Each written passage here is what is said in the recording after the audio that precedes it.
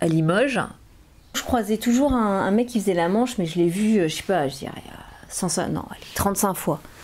Il se prend des regards d'un mépris hallucinant. Le mec, il avait 35 ans, il était bien sapé, quoi. Je veux dire, il était dynamique, il était debout. Dans le regard des gens, une sorte de mépris, etc. En disant, mais mon gars, va bosser, quoi. T'étais un gros fainéant. Et le mec, c'était dur, il se prenait ça dans la gueule. À chaque fois, il disait, oh là là, waouh, c'est chaud. Et ce mec-là, évidemment, s'il bosse pas, s'il a besoin d'argent, c'est pas qu'il est fainéant. C'est qu'il a plein d'autres problèmes qui fait qu'il peut pas aller bosser. Et voilà, on sait pas sa vie, mais évidemment qu'il a pas envie de se prendre dans la gueule des regards assez durs et insultants. Non, c'est pas son choix, en fait. Il peut juste être ce qu'il est, c'est-à-dire aujourd'hui, un mec qui mendie. La société lui a donné que cette place aujourd'hui, c'est sûr. Là, vu ce que j'ai vu, il n'a pas choisi. C'était la galère, grosse galère. 100% méprisé par les gens qui passaient. Des jeunes, des vieux, tout le monde.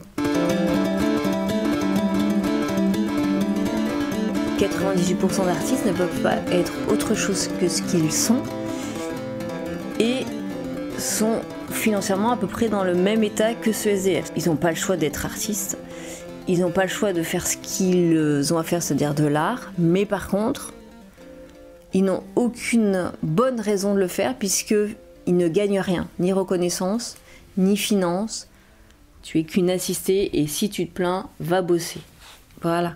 Je veux dire, arrête de nous taxer là-dessus, nous on bosse, vas-y, va bosser, fais comme tout le monde, arrête de pleurer, quoi. Voilà. Et c'est vrai qu'on a un scrupule à se dire pauvre parce que pauvre égale fainéant. Moi je l'ai entendu dans ma vie, va bosser, allez. Bon, maintenant ça se calme parce qu'à 50 ans, les gens ils disent bon, si elle bosse pas, c'est qu'elle a vraiment des problèmes. Et pour se défaire de ça, parce que maintenant c'est bon, j'en ai rien à foutre, mais pour se défaire de ça, il faut qu'en fait j'ai accepté d'être ce que je suis. Ou même Attal qui me dit oui, moi aussi je me suis serré la ceinture pendant que j'étais étudiant, voilà, je pouvais manger que des nouilles, mais ça a duré un temps.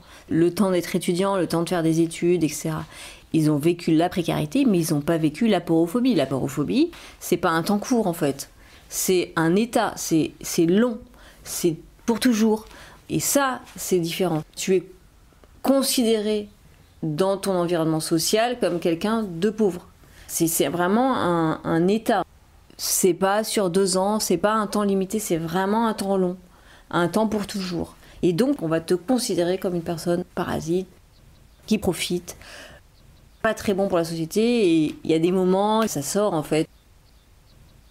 On veut pas d'étrangers à Paris pendant 1 mois. Ça, on n'en veut pas, on veut que ce soit clean, propre.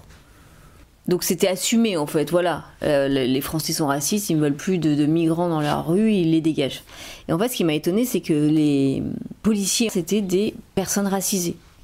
Et j'ai une amie racisée qui a sa fille qui est dans la police, et ils l'ont envoyée au JO pour faire justement ce travail de nettoyage. Et avant ça, elle était responsable des personnes qu'il fallait reconduire à la frontière. Et c'est ça qui est horrible en fait, c'est qu'en plus...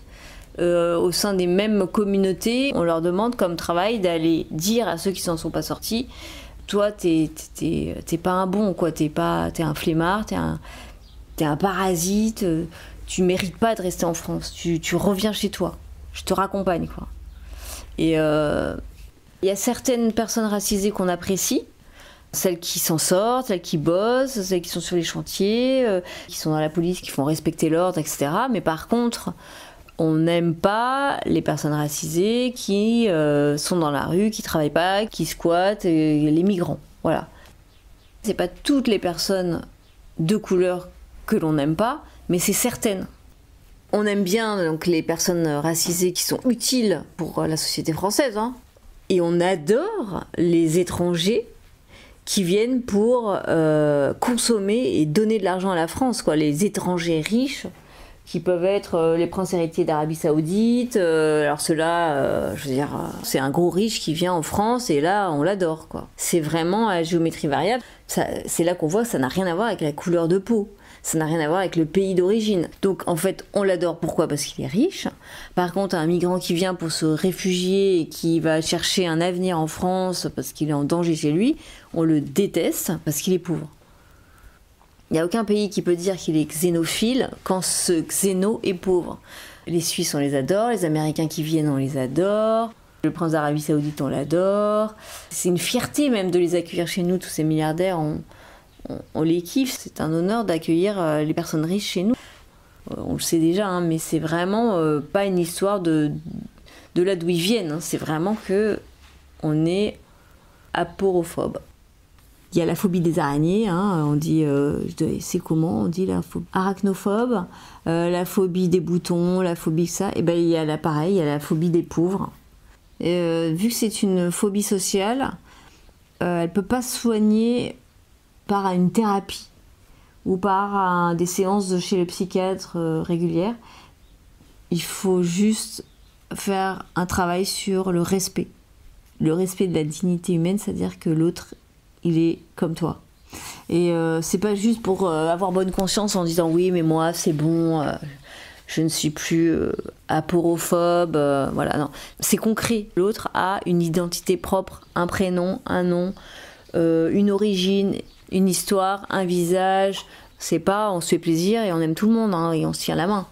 C'est la base de tout autre rejet. C'est d'abord parce que t'es pauvre que je te rejette et après on dit oui c'est parce qu'ils sont noirs, oui c'est parce qu'ils font rien, etc. Non, c'est juste que le rejet de départ, de tout rejet, l'artiste, il est pauvre, on l'aime pas. C'est d'abord parce qu'il est pauvre. C'est la base en fait du rejet. C'est vraiment la personne, entre guillemets, qui est inutile, qui ne peut rien donner en retour et qui semble pas pouvoir le faire. C'est le point de départ au racisme, à tout le reste en fait, mais c'est vraiment le point de départ. Toutes les personnes qui ne peuvent pas donner quelque chose à la société, qui n'apportent rien, vont être exclues parce que le contrat politique, économique et social, c'est toute personne qui ne peut pas donner ne recevra rien et sera exclue. C'est pas je te donne de l'amour quoi. Tu vois, c'est pas c'est du don concret, c'est pas parce que tu m'auras fait un bisou que tu m'auras donné quelque chose. Moi, ce que je veux, c'est de la matière, du quantitatif. Le reste, je m'en fous, en fait. Ça n'a pas de valeur. Et donc, ça exclut quand même, dans une société, énormément de gens. Et ceux-là, ça sera un peu les marginaux, ceux qui ne sont pas intéressants, qu'on n'écoute pas. Qu'est-ce que je vais y gagner à m'intéresser à cette personne ? Bah, il ne peut rien me donner, donc ça ne m'intéresse pas. Et on attend qu'elles deviennent intéressantes. Et en fait, ces personnes-là ne peuvent pas devenir intéressantes puisqu'elles n'ont pas les moyens de le devenir. C'est pas un choix. Elles ont besoin de tout recevoir pour pouvoir être intégrées. Et tant qu'on les considérera pas comme nous tous, elles resteront dans leur état de soi-disant profiteurs, parasites, etc. Et seront laissées de côté. Et en fait, le contrat, c'est ça. C'est-à-dire que tu as bien reçu. Et ensuite, tu redonnes. Tu reçois de 0 à 20 ans. Ensuite, tu donnes. Ça, c'est le contrat social.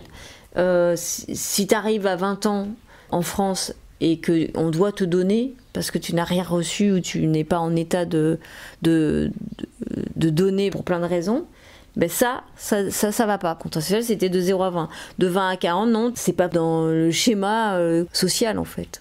On protège les plus faibles à condition qu'il y ait une plus-value. Et en fait, quand on a tous été construits de la même façon, on est tous aporophobes. On va pas supporter la personne qui va rien te donner comme un enfant et il faudra tout donner pendant peut-être 4, 5 ans ou pendant toute sa vie. En fait, il a besoin d'être aimé, voilà, parce que c'est comme ça. Et en fait, on a tous besoin de faire un effort et c'est difficile parce que socialement, on n'est pas construit comme ça. Une personne de 20 ans ne doit pas être comme un enfant. Elle ne doit pas dépendre de nous. Et on doit vraiment chacun travailler là-dessus parce que je pense qu'on a tous une part de aporophobie. Et se soigner, c'est quoi ? C'est arriver à percevoir la souffrance de l'autre et de tout faire pour l'aider. Sans se dire, oui mais peut-être qu'il profite, oui mais peut-être que, oui mais machin, oui mais... Non, cette personne-là est dans la nécessité. C'est une personne qui est pauvre et elle a besoin d'aide, point barre.